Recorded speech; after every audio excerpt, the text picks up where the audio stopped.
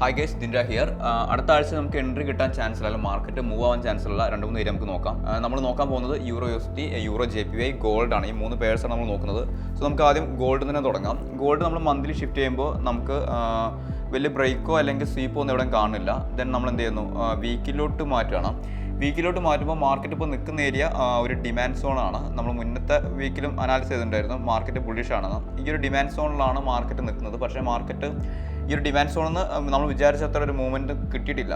കുറച്ച് മുകളിലോട്ട് പോയി പിന്നെ വീണ്ടും താഴോട്ട് വരുന്ന രീതിയാണ് നമ്മൾ കണ്ടിട്ടുണ്ടായത്.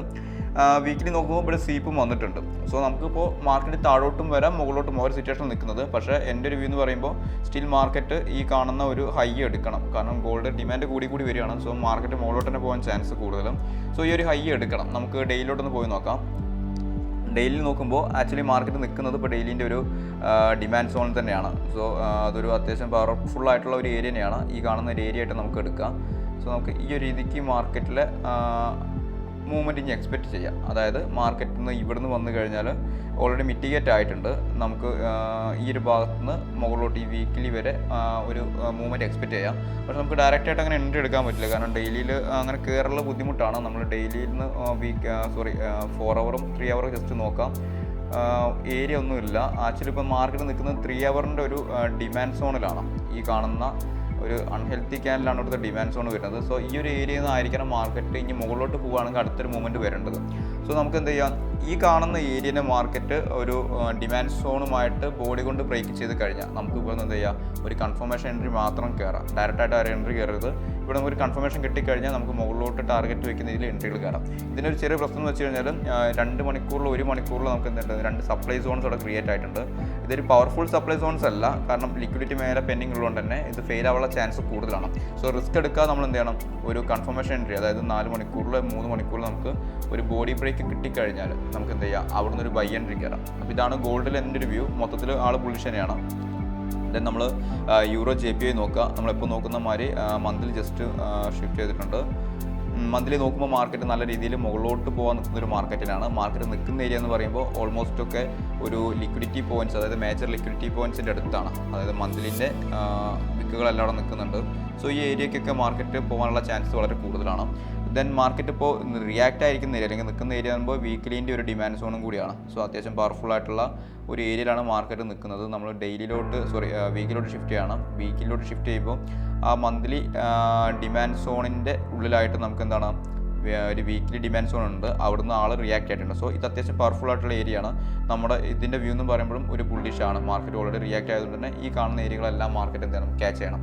സോ നമുക്ക് എന്താണ് ഡെയിലി പോയി നോക്കിക്കഴിഞ്ഞാൽ ഡെയിലിയിലും ഏകദേശം ഇതേ ഒരു പോലെ തന്നെ മാർക്കറ്റ് നിൽക്കുന്നത്. മാർക്കറ്റ് ഇപ്പോൾ ഉള്ള ഒരു ഏരിയ ഒരു ഡെയിലി ഡിമാൻഡ് സോൺ എന്നാണ്. അവിടുന്ന് ഓൾറെഡി മാർക്കറ്റ് റിയാക്ട് ആയിട്ടുണ്ട്. അപ്പോൾ ഈ ഒരു ഭാഗത്തു നിന്നാണ് നമുക്ക് എന്ത് ചെയ്യേണ്ടത്, മുകളിലോട്ടൊരു ബൈ എൻട്രി കിട്ടേണ്ടത്. സോ നമുക്ക് 4 മണിക്കൂറിൽ നോക്കുമ്പോൾ 4 മണിക്കൂറിൽ നമുക്ക് റിയാക്റ്റ് ആയിട്ടുള്ള ഒരു ഡിമാൻഡ് സോൺ ഉണ്ട്. സോ ഇനിയൊന്നും താഴോട്ട് മാർക്കറ്റ് വരാനുള്ള ചാൻസസ് വളരെ കുറവാണ് അവിടെ. ദെൻ 3 മണിക്കൂർ നമ്മൾ ടൈം ഫ്രെയിം ഇങ്ങനെ മാറ്റി നോക്കാം. 3 മണിക്കൂറിൽ ഇത് മിറ്റിഗേറ്റഡ് ആവാത്തൊരു ക്യാനലാണ്. പക്ഷേ 4 മണിക്കൂർ മിറ്റിഗേറ്റ് ആയതുകൊണ്ട് ഇനി വരാനുള്ള ചാൻസ് ഉണ്ടോ വെച്ച് കഴിഞ്ഞാൽ കുറവാണ്. ദെൻ നമ്മൾ ഷിഫ്റ്റ് ചെയ്യുമ്പോൾ 30 മിനിറ്റിൽ ഈ 4 മണിക്കൂർ ഡിമാൻഡ് സോണിനെ ബ്രേക്ക് ചെയ്തുകൊണ്ടുള്ള ഒരു ക്യാനിലൂടെ വന്നിട്ടുണ്ട്. ഏതാണ്, ഈ കാണുന്ന ഡിമാൻഡ് സോണാണ്.